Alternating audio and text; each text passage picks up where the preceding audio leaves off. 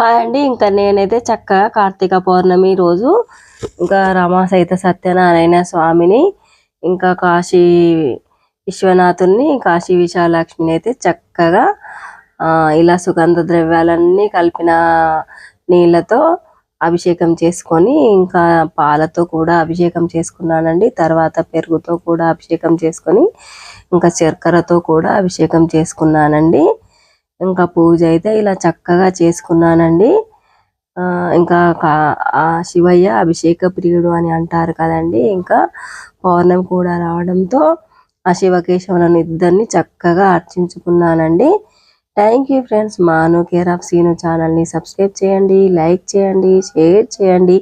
మరిన్ని వీడియోస్ కోసం వెయిట్ చేయండి. ఉంటానండి.